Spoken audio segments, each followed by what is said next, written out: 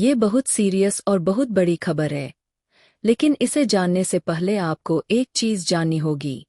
ICJ और ICC का अंतर और इजरायल के प्रधानमंत्री बेंजामिन नेतन्याहू पर गिरफ्तारी वारंट। यह एक बेहद गंभीर और चौंकाने वाली खबर है।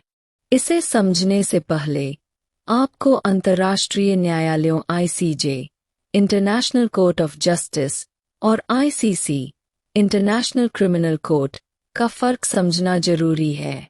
ICJ, international court of justice, यह अदालत दो देशों के बीच विवादों को सुलझाने के लिए होती है। जैसे यदि किसी देश की सरकार और किसी अन्य देश की कंपनी के बीच कोई विवाद हो, तो यह अदालत इसमें निर्णय देती है। आईसीसी, इंटरनेशनल क्रिमिनल कोर्ट, यह अदालत उन मामलों की सुनवाई करती है जहां गंभीर अपराध हुए हो, जैसे अगर किसी देश ने युद्ध के दौरान आम नागरिकों पर हमला किया हो, केमिकल वेपन्स का इस्तेमाल किया हो, या किसी अंतर्राष्ट्रीय कानून का उल्लंघन किया। आईसीसी किसी देश के नेताओं, जैसे प्रधानमंत्री, राष्ट्रपति या रक्षा मंत्री को जिम्मेदार ठहराकर उनके खिलाफ गिरफ्तारी वारंट जारी कर सकती है। आईसीसी ने इजरायल के प्रधानमंत्री पर वारंट जारी किया। आज की बड़ी खबर यह है कि आईसीसी ने इजरायल के प्रधानमंत्री बेंजामिन नेतन्याहू और रक्षा मंत्री योआव गैलेंट के खिलाफ गिरफ्तारी वारंट जारी कर दिया है। यह वारंट 124 देशों में लागू होगा। सभी सदस्य देशों को नोटिस भेजा गया है कि अगर ये दोनों नेता उनके देश में नजर आएं, तो उन्हें गिरफ्तार किया जा। गिरफ्तारी ना भी हो, लेकिन छवि को नुकसान जरूर होगा।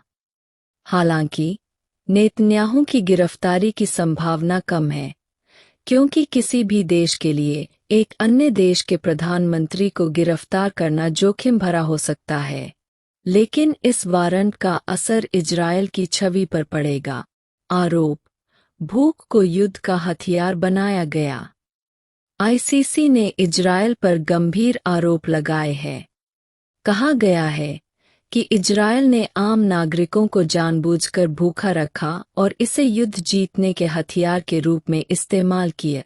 यह आरोप अंतर्राष्ट्रीय कानूनों का गंभीर उल्लंघन माना जाता है।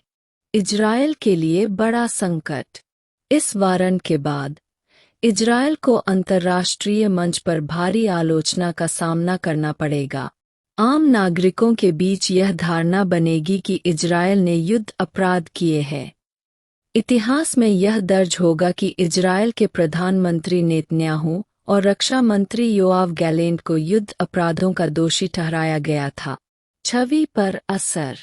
इजरायल, जो अब तक दुनिया में सताई हुई कौम के रूप में अपनी पहचान बनाए हुए था, उसे इस घटना के बाद भारी छवि नुकसान होगा।